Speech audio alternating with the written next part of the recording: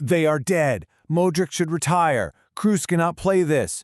Benzema, man, that is a real, completely raw reaction captured during Real Madrid's insane 2022 Champions League run. We've all heard it, right? Or let's be honest, we felt this exact kind of utter despair.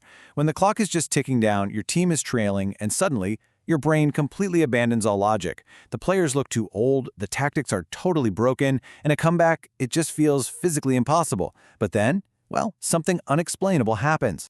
Which brings us to this incredibly fascinating question. What happens when time is technically up, but the game isn't actually over?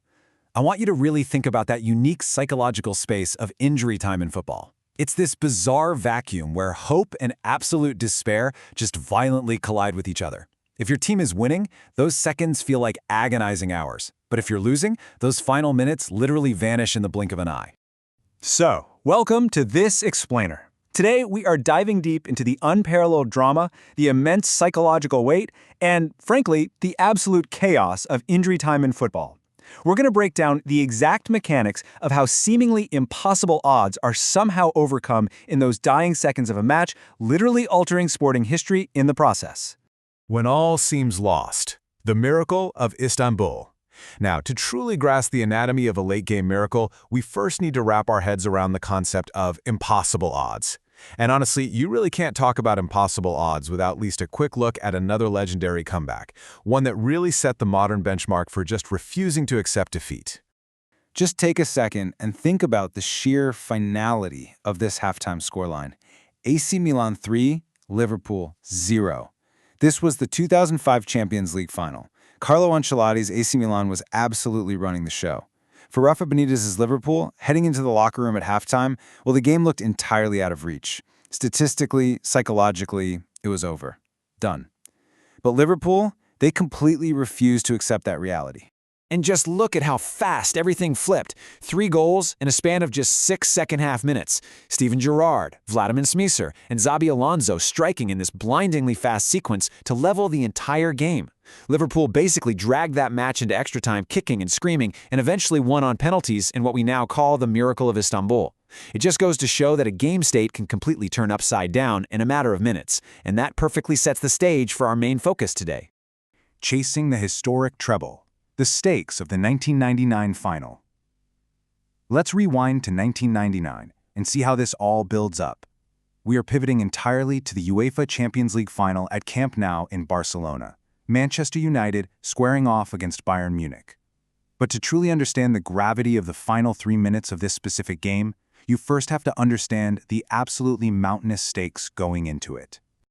The crucial piece of the puzzle here is the treble. This is quite literally the holy grail of European club football. It means winning your domestic league, the domestic cup, and the European Cup, all in a single, incredibly grueling season. It is a feat of unimaginable endurance and skill. It's like catching lightning in a bottle 3 times. And when you compare these two teams' paths, it's wild. Both Manchester United and Bayern Munich arrived at Camp Nou on the absolute brink of this historic achievement. United had just scraped by to win the Premier League by a single point, and they'd secured the FA Cup.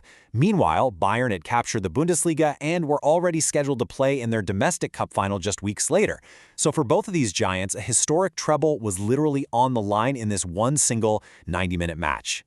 And there was this immense, almost movie-like layer of emotional weight for the English side. The date of the final, May 26th, would have been the 90th birthday of the legendary former United manager, Sir Matt Busby. Sir Matt famously rebuilt the entire club from the absolute ashes of the tragic 1958 Munich air disaster to eventually win the European Cup a decade later. So the history, the raw emotions surrounding this fixture, it was palpable. You could feel it in the air. 90 minutes of despair. A tightly contested battle, but as we know, once the whistle blows, all that romance gives way to harsh reality. Just 6 minutes into the match, Bayern Munich's Mario Basler places this brilliant low free kick right around the United wall, leaving the legendary goalkeeper Peter Schmeichel completely flat-footed. 1-0 to Bayern, and for the next 84 minutes, man, Manchester United just faced a wall of absolute despair. Now looking at the shot data, you can see this was a highly contested battle, even with Bayern grabbing that really early lead. United actually managed 9 shots on target compared to Bayern's 7 throughout the game, so it wasn't a total blowout by any means.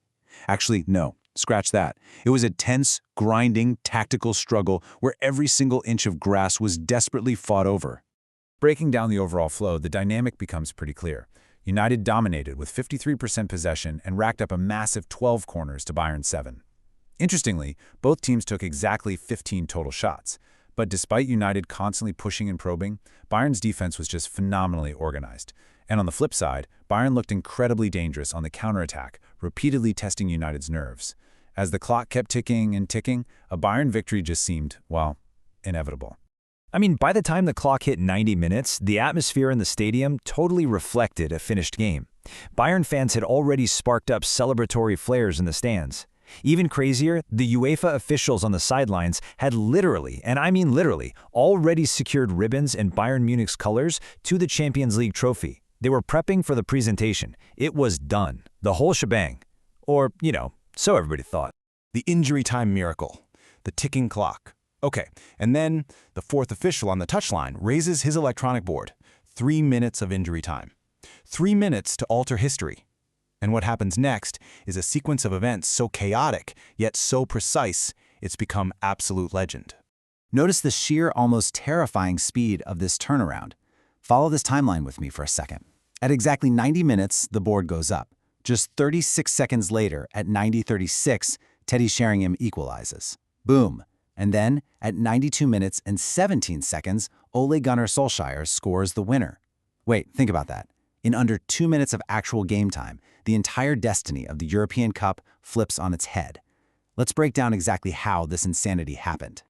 Here are the exact steps of that first agonizing blow to Bayern. United wins a corner, and they are so desperate that goalkeeper Peter Schmeichel sprints all the way up the field to cause chaos in the penalty area. So, step 1. David Beckham flights the corner in. The ball gets partially cleared but falls right to Ryan Giggs on the edge of the box. Step 2. Giggs hits this really weak, kind of poorly struck right-footed snapshot. But step 3. That scuffed shot falls absolutely perfectly to Teddy Sheringham, who takes a right-footed swipe at it and buries it in the bottom corner. 1-1. At this point, everybody in the stadium is bracing for extra time. But United? Yeah, they aren't done. Less than 30 seconds after the restart, United force another corner. There are just 43 seconds left on the clock. Step 1. Beckham swings the corner in again. Step 2. Sheringham meets it, nodding the ball down across the face of the goal. Step 3. Solskjaer, a substitute who had basically just been watching the game from the bench earlier, reacts faster than anybody else on that pitch, sticks out a foot, and pokes the ball right into the roof of the net. 2-1. Just like that, in a literal blink of an eye, the impossible becomes reality. The agony and the ecstasy. When the whistle blows, the immediate aftermath of this winning goal is probably one of the most stark visual contrasts in the history of sports. When you pack that much emotional whiplash into 3 tiny minutes, the human reaction on the pitch is absolutely visceral. Just juxtapose these two completely distinct reactions. On one half of the pitch, pure, unadulterated euphoria. You have this massive 6'3" goalkeeper, Peter Schmeichel, literally doing cartwheels inside his own penalty area. You have Solskjaer sliding on his knees in pure joy. And then on the other side, total soul-crushing devastation. Bayern defender Samuel Kuffour is on his knees, physically beating the floor in tears. Carsten Jonker has totally collapsed in absolute anguish. It is the absolute peak of human drama. Honestly, the Bayern players were so paralyzed by the shock of what just happened that the legendary referee, Pierluigi Collina, literally had to go around and physically drag these stunned players off the turf. He had to pick them up just so they could restart the game and play out the final few seconds.